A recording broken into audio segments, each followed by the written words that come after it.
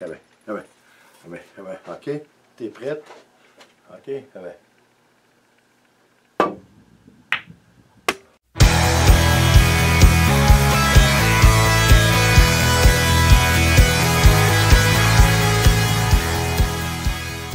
Bonjour tout le monde, bienvenue à une autre petite vidéo. Écoutez, je suis obligé de vous dire, après ma barre, que mon Dieu que c'est relaxant de ne plus faire une vidéo par jour et surtout de ne plus faire de vidéos, mais je vous donne de peinture. C'est clair que j'en avais ras le pompon de faire des vidéos de peinture. Et puis je trouve que les deux dernières vidéos que j'avais faites de peinture, ça se ressentait. Hein? C'était clair selon moi qu'il était temps que j'arrête. Écoutez, on ne peut pas passer à côté de notre nouvelle réalité. On ne peut pas faire autrement que d'en parler. Mais je suis obligé de vous dire après ma barre qu'il y a une chose qui commence à me titiller un petit peu dans le mauvais sens. C'est-à-dire, tout ce qui se dit sur les médias sociaux, ainsi que YouTube, ça n'a plus aucun sens. Il faut arrêter de regarder les conspirations et ainsi de suite. De toute façon, ça nous avance pas. Vous savez, si on regarde ça, ça reste tout du négatif. Et puis, ça reste des informations dont on n'a aucun contrôle.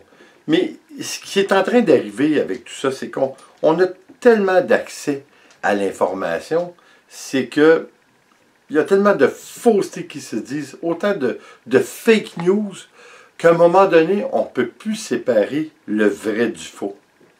Hein? De faire la différence entre ce qui est vrai et ce qui est faux est de plus en plus difficile. Vous avez les gens que, aussitôt que vous dites que c'est quelque chose du gouvernement, puis ça, à partir de là, pour eux, c'est fake news, et vous avez le contraire. Alors, malheureusement, ce qui arrive, c'est qu'on a justement tellement d'informations, puis tellement d'informations qui sont fausses, qu'à un moment donné, on va avoir accès à de la vraie information, puis on ne la croira pas, tout simplement pas. Alors, je veux dire, c'est un petit peu comme le petit gars qui criait toujours au loup. Hein? On en vient à ce phénomène-là. Et puis, écoutez, ce qui est drôle, c'est que c'est un problème qu'on doit tous faire face ensemble, mais de façon éloignée. Hein? On ne peut pas s'approcher, on ne peut pas être en proximité de tous et chacun. Des répercussions, il va y avoir, hein? Ça c'est certain. Il ne faut pas s'attendre à d'autres choses. Là. Écoutez, seulement qu'au niveau monétaire, nous ici au Québec et au fédéral, au Canada, nos deux paliers de gouvernement font beaucoup pour soutenir les gens. Ils ont débloqué des milliards de dollars pour débloquer justement, pour aider aux pertes de revenus à tous et chacun, ainsi que les compagnies et les industries de tout genre. Alors, ça c'est bien, mais écoutez, vous savez comme moi que peu importe ce que le gouvernement injecte, c'est nous le gouvernement, on va finir par payer pour. Alors, les répercussions, qu'est-ce que ça va avoir, je ne sais pas.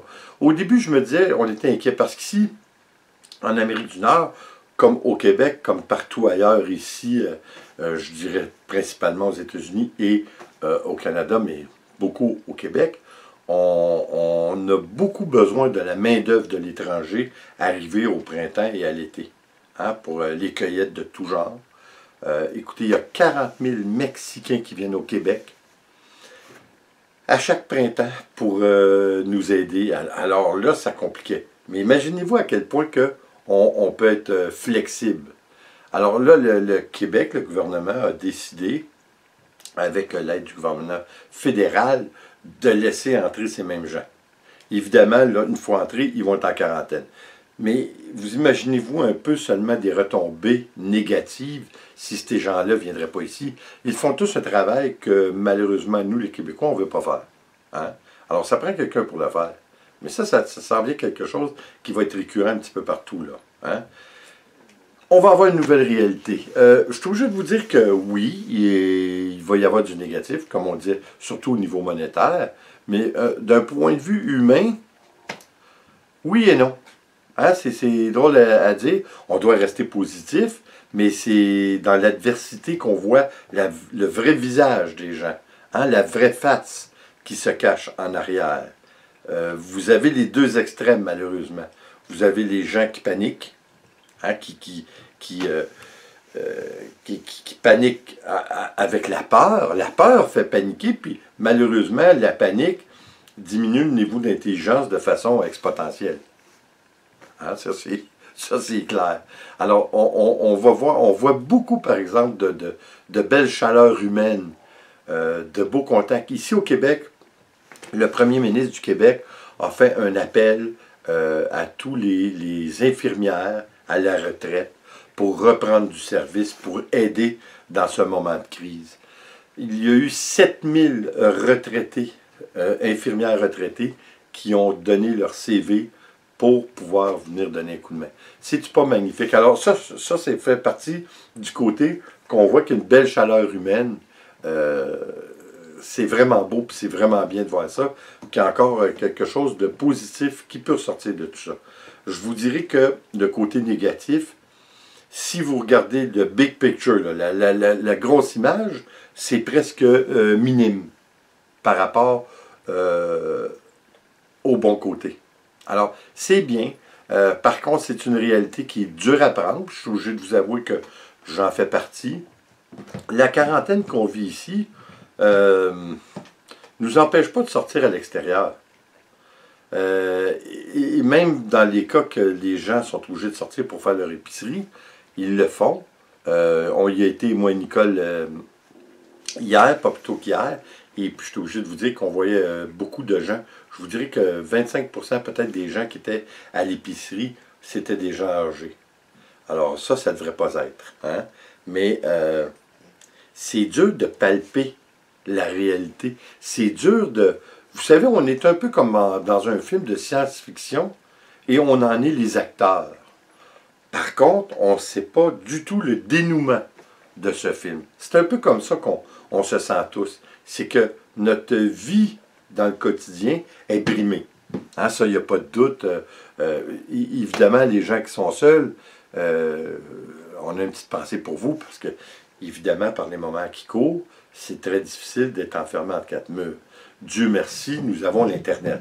Hein, on a déjà dit que l'Internet, c'était un mal presque nécessaire, malgré que l'on toujours dit que c'est un bien bienvenu.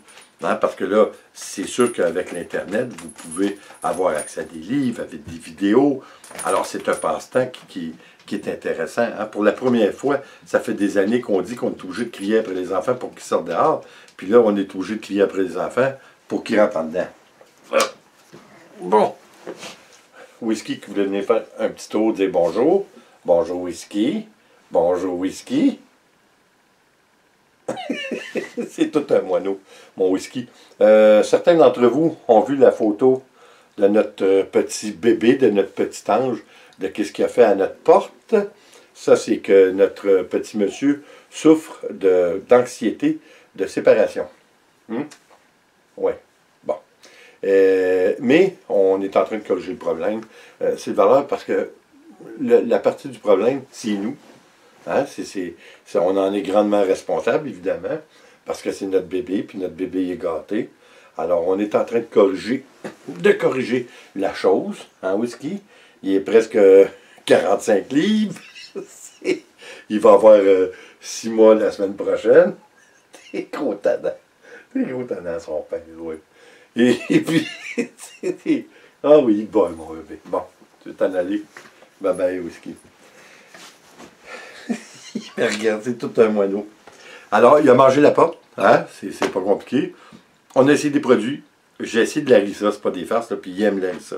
Imaginez-vous donc. J'ai pris un produit répulsif pour les animaux. Rien à faire. Ça n'a eu aucun effet whatsoever. Alors là, ce qu'on est en train de faire, c'est de corriger le tir, qui est très difficile. C'est que plusieurs fois par jour, on le laisse dans la maison parce que, encore une fois, pour les gens qui se le demandaient, on a essayé la cage lorsqu'il était petit.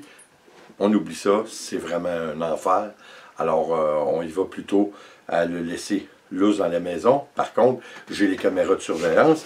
Alors, on sort par coup de 5, 10 et 15 minutes. On le laisse seul. Il se défoule un peu. Et puis, oui, bébé. Il se défoule un... Oui, ok, arrête, gros. Ouais. Ouais. Il se défoule un... T'es gros tannant. Ouais, t'es gros tannant, ça. Ouais. Oh, le beau. Le beau. Regardez, c'est beau. Hein? C'est-tu pas beau, ça, cet enfant-là? C'est toute l'air innocent de notre enfant. Regardez-moi ça. C'est-tu pas beau? C'est tout un moineau, notre bébé. Alors, écoutez, c'est ça, on sort périodiquement, souvent dans la journée, à coup de 5, 10, 15 minutes. Et puis on l'habitue tranquillement pas vite. Si vous l'entendriez japper, pleurer, ça n'a pas de bon sens. C'est vraiment... On a créé une dépendance, malheureusement. Mais là, on va corriger le tir. Aussi bien pour lui, hein, pour sa santé mentale, parce que c'est pas drôle de vivre dans des conditions comme ça, puis aussi bien pour nous, parce que, évidemment, si on veut faire des voyages, qui soit dit en passant, c'est vraiment précaire. Hein, au niveau des voyages, on avait prévu, c'est pour 2021, vous allez me dire, puis la poussière a le temps de retomber, mais sait-on jamais. Hein? On est obligé, pareil, de se préparer à tout, là, parce que là, on vit une réalité qui va être complètement différente. Jusqu'à quel point, on ne sait pas, on va le savoir, mais ça peut perdurer 1 an, 2 ans, comme la grippe espagnole a duré 2 ans. Oui, on a des protocoles qui sont en place et qui sont clairement mieux établis qu'en 1918, ça c'est clair, mais quoi qu'il en soit, plusieurs prétendent que la souche de cette grippe pourrait être encore plus virulente que celle du passé. Alors, on ne sait pas ce qui nous attend. Là, présentement, moi, principalement, je loue parce que, imaginez-vous que je suis obligé de réserver 1 an d'avance mes terrains. Le prochain que je vais réserver, c'est dans 1 semaine. Et puis, les terrains que je réserve, c'est dans les state parks, les parcs nationaux, que vous devez payer au complet immédiatement.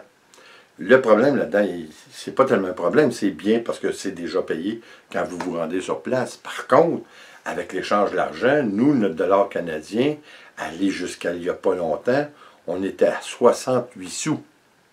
Alors, ce que j'ai vu à cause des frais bancaires, l'échange de l'argent présentement nous coûte, pour 1 dollar américain, nous coûte près d'1,45 $ canadien.